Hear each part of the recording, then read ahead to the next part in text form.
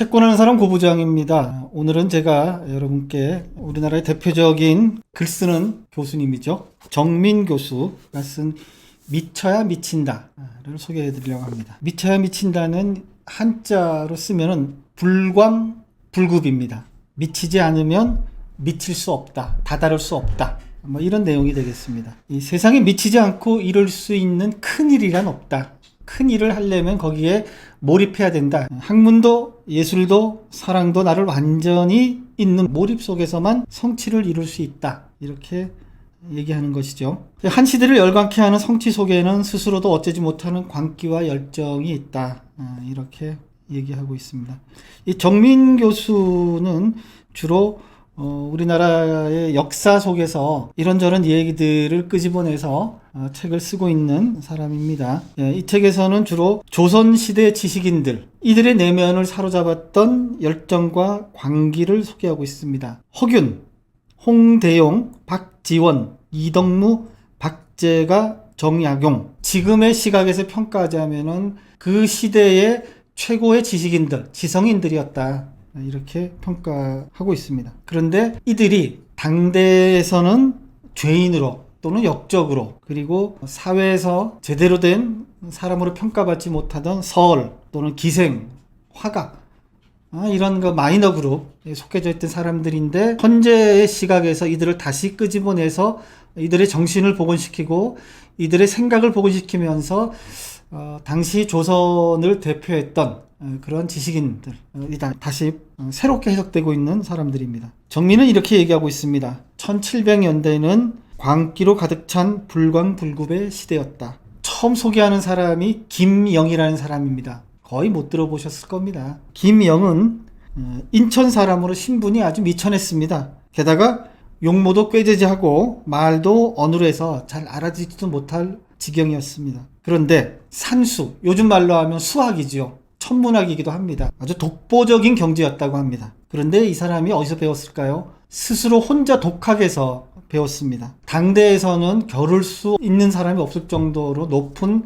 지경에 올라갔다, 이렇게 얘기합니다. 당대 산학으로 가장 이름이 높았던 사람이 서호수라는 사람이었습니다. 이제 김영에 대한 소문을 듣고서 몇 마디 나누어 봤더니 김영이 자기보다 몇 배 윗길에 있는 그 수학 천재였다는 것을 바로 알아채게 되죠. 그래서 당시 이런 그 역학, 천문을 담당하는 관상감이라는 그 관청의 책임자에게 김영을 추천했습니다. 당대 최고의 산학가인 서호수의 추천이 있었기에 김영이 관상감으로 기용이 됐습니다. 그리고 나서 김용이 세상에 인정을 받게 된 계기가, 해가 뜨거나 해가 질 때 정남쪽에서 보이는 중성의 위치를 측정한 지 50년이 지나 별자리가 1도나 차이가 나던 것을 바로잡고부터다 라고 기록이 되어 있습니다.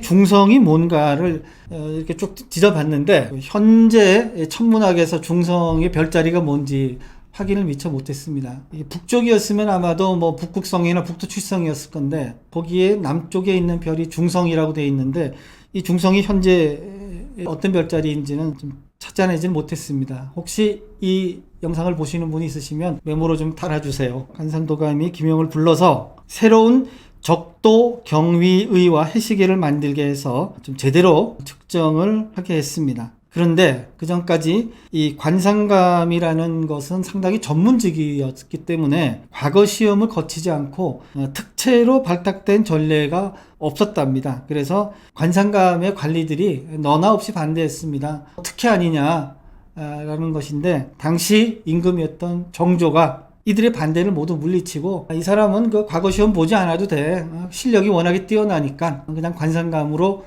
해도 돼 라고 해서 그런 반대를 다 물리치고 관상감 역할을 하게 했습니다. 그리고 그뿐만이 아니고 당시의 그 역관들도 김용에게 산학을 좀 배우게 했습니다. 출신도 불분명한 농군의 아들이 과거도 거치지 않고 관상감 직책을 얻은 것은 조선조를 통틀어서 처음 있는 일이고 그 뒤에도 없었습니다. 아주 전무후무한 발탁 인사였다, 이렇게 볼 수 있습니다. 그런데 이렇게 총애하던 정조도 죽고 후원자였던 서호수마저 세상을 떠나면서 주변머리가 없었던 김영은 그 관상감 자리에서 쫓겨나게 됩니다. 그런데 1807년 그리고 1811년 혜성이 연이어 나타납니다. 그런데 그 혜성의 운행이 어떻게 되고 왜 혜성이 나타나는지를 아무도 과학적으로 증명해주는 사람이 없어서 다시 김영을 불러서 할 수밖에 없었습니다. 그만큼 당대에는 김영을 따라갈 사람이 없었다, 이렇게 볼 수 있습니다. 이후에도 역법상의 문제 때문에 중국과 우리나라의 역법이 위도가 다르기 때문에 역법이 똑같이 쓸 수는 없습니다. 이 역법을 갖다 수시로 가져오기도 하고 수정도 해야 되는데 그런 일을 할 만한 사람이 없었기 때문에 다시 김영을 중용할 수밖에 없었다, 이렇게 얘기합니다. 김영은 관상가업을 그만둔 뒤로는 주역과 음악에까지 관심 영역을 확장시켰다고 합니다. 그리고 그 후에도 천문과 역법에 대해서 굉장히 많은 책을 저술했다고 하지만 현재 전해지고 있는 것은 한 권도 없습니다. 참 안타까운 일인데요. 이런 일이 왜 벌어졌을까요? 그가 죽기 전에 굉장히 많은 책이 상자 하나 가득 있었다고 합니다. 그리고 그 가득 찬 책이 자기가 죽으면 불쏘시개가 되지 않을까 좀 걱정이 돼서 당대에 그래도 자기를 알아봤던 서유본이라는 사람에게 가져다 주라 라고 유언을 남겼는데, 이 책이 서유본한테 가기도 전에 관상감의 생도들이 훔쳐가 버렸습니다. 그리고 그걸로 끝이었어요. 세상에 나오지 않았어요. 참 안타까운 일입니다. 세상에는 한 번 척 보고도 다 아는 천재가 있지만 죽도록 애를 써도 도무지 진전이 없는 사람들도 있습니다. 근데 정말 갸륵한 사람은 전혀 진전이 없는데도 노력을 그치지 않는 사람이 바로 그런 사람이다. 그런데 이런 사람은 구멍을 한번 뚫기가 어렵지 뚫으면 크게 뚫는다 라고 정민이 얘기하고 있습니다. 바로 이 사례에 해당되는 사람이 김득신이라고 소개하고 있습니다. 머리는 나빴는데 천하에 둘도 없는 노력파였다고 합니다. 백이전, 굶주려서 죽었다고 하는 중국의 그 백의를 얘기하는 거죠. 백이전은 1억 13,000번을 읽었다고 합니다. 노자전, 분황, 능허, 대기 이런 것은 2만 번을 읽었다고 합니다. 장자, 사기, 대학, 중용도 읽었는데 횟수가 10,000번이 되지 않았기 때문에 적지 않았다고 합니다. 그런데 정말 놀라운 것은 매번 같은 글을 읽으면서도 읽은 횟수를 빠짐없이 기록을 했다고 합니다. 김득신이 얼마나 머리가 나빴느냐. 10살이 지나서야 글을 배우기 시작했습니다. 19살학의 첫 단락은 겨우 26자에 지나지 않는데 사흘을 배우고도 첫 문장조차 떼지 못했다고 합니다. 그리고 20살이 되어서야 비로소 글 한 편을 짓기 시작했다고 합니다. 이를 본 김득신의 아버지가 김득신에게 더 노력해라. 공부란 꼭 과거를 보기 위해 하는 것은 아니다. 라고 용기를 북돋아 주었다고 합니다. 이 말을 듣고 더욱 분발한 김득신은 밤낮을 가리지 않고 글을 읽고 또 읽었습니다. 그리고 뒤늦게 과거에 급제해서 성균관에 들어갔습니다.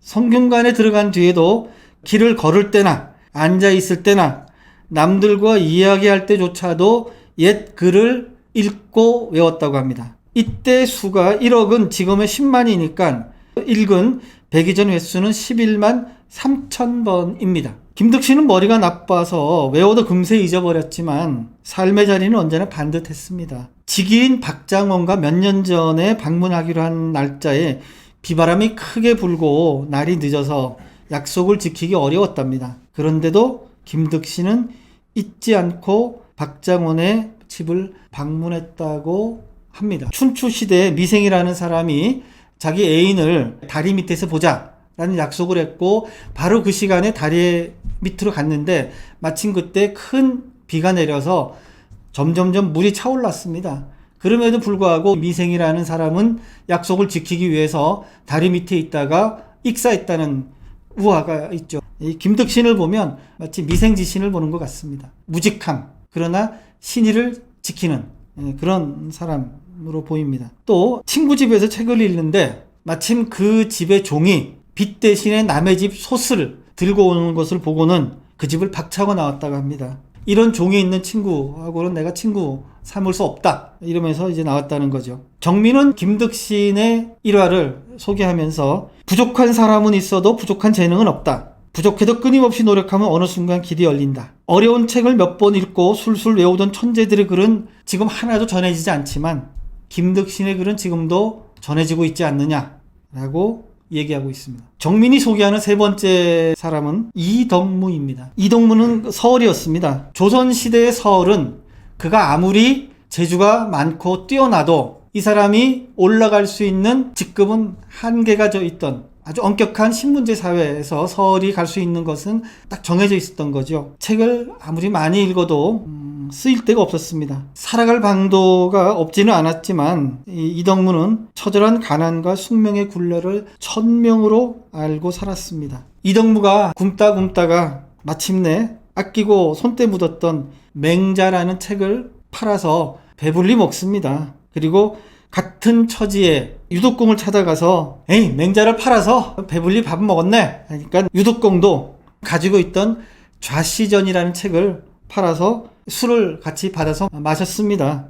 그리고는 두 사람이 한다는 얘기가 맹자가 몸소 밥을 지어 나를 먹여주고 좌시가 손수 술을 따라 내게 권하는 것이니 이 어찌 행복하지 아니한가 라고 하면서 둘이서 호탕하게 웃었다라고 이렇게 쓰고 있습니다. 참 긴 반열에 오를 만한 사람들입니다. 이 이덕무가 뒤늦게 벼슬길에 올랐고 정조가 이덕무를 특별히 아꼈다고 합니다. 관직에 15년 있었는데 520차례에 걸쳐 하사품을 내렸답니다. 그리고 이덕무가 세상을 뜨자 국가의 돈으로 그의 문집을 간행했습니다. 서울로 태어나서 뼈에 사무치는 굶주림에도 책만 읽어야 했던 이덕무의 독서가 눈물겹기도 하지만 그런 자세가 한편 또 무섭기도 합니다. 그 서울이라는 신분 때문에 다른 일을 하지 못하고 책만 읽어댔다는 거죠. 누구든 일생에 잊을 수 없는 만남을 갖기도 합니다. 이 몇 번의 만남이 인생을 바꾸고 사람을 변화시키기도 합니다. 여러분도 그런 만남이 있지 않겠습니까? 또는 앞으로 있을 수 있습니다.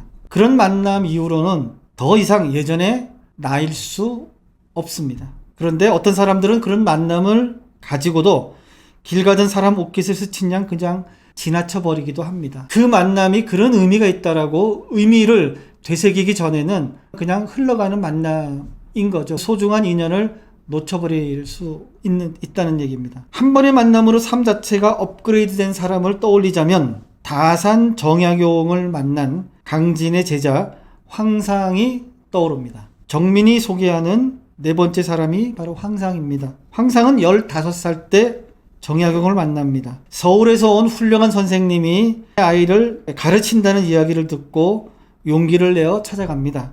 황상은 다산에게 이렇게 얘기합니다. 내가 머리가 나쁘고 앞뒤도 꽉 막혔고 분별력도 모자랍니다. 저도 공부할 수 있을까요? 다산이 이렇게 얘기해 줍니다. 그럼 할 수 있고 말고. 항상 문제는 민첩하다고 생각하고 총명하다고 생각하는 데서 생긴다. 외우는데 민첩한 사람은 소홀하게 되고 글 짓는 것이 날려면 글이 들뜨고 깨달음이 빠르면 거칠게 된다. 너는 그게 없으니 꾸준히 노력하면 크게 될 수 있을 것이다. 이렇게 격려합니다. 미혹한 것을 닦고 또 닦으면 그 광채가 눈부실 거야.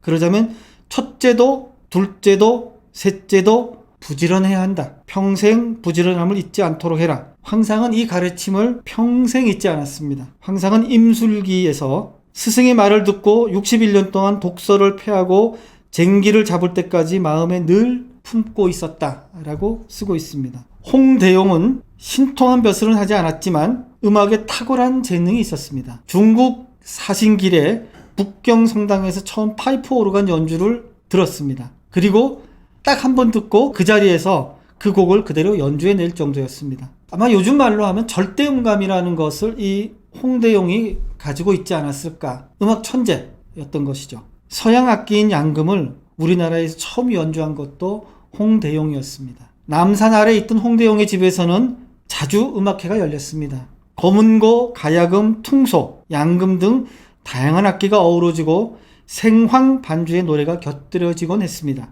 한바탕 합주가 마무리되고 음악 소리가 잔잔하게 메아리치자 상석에 있던 김용겸, 아마도 양반 중에서도 신분이 높았던 것 같습니다. 김용겸이 자리 아래로 내려오더니 홍대용에게 큰 절을 올립니다.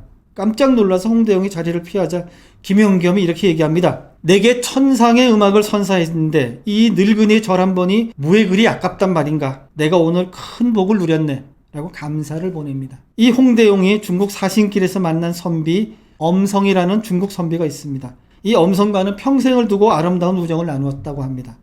엄성은 홍대용의 초상화를 자기 문집에 남겼고 죽을 때는 홍대용이 준 먹을 품에 안고 죽었습니다. 조선에서는 아무도 알아주지 않던 제아의 선비를 중국의 선비가 죽을 때까지 추앙했던 것입니다. 다산 정약을 온 강진에서 19년 동안 귀양살이를 했습니다. 어느 날 서울에서 붙인 편지와 함께 옷가지 몇 점을 받습니다. 아내가 시집 올 때 입었던 빛바랜 치마 5폭이었습니다. 초로에 병든 아내가 보낸 빛바랜 치마를 보낸 심정을 헤아리면서 그 치마를 잘라서 공책을 만듭니다. 그리고 그 비단 치마 공책에 아들에게 보내는 아버지의 당부를 적습니다. 배접을 하고 책으로 묶어서 제목을 하피첩이라고 씁니다. 여기서 하피는 노을 치마, 치마의 색깔을 얘기하는 거죠. 이 두 사람의 사랑은 이제 저녁 노을 같습니다. 그리움에 애가 타기는 해도 조바심은 가라앉습니다. 젊은 날의 열정도 식었습니다. 이렇게 아들에게 주는 글을 쓰고 그리고 치마 한 폭이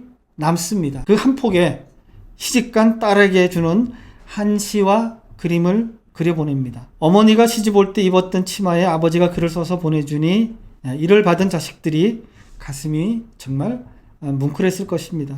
다 떨어져 못 입게 된 치마가 이렇게 훌륭한 예술품이 된 것입니다. 정민은 이 책에서 세속에서 벗어나 자신의 세계를 추구해간 여러 명의 기인과 문인들을 소개하고 있습니다. 신문제 사회였던 조선에서 살아간 이들의 삶은 가난과 질시와 질곡의 삶을 살아야 했지만 시대를 앞서갔던 이들의 삶의 내면을 잘 들여다보고 있습니다.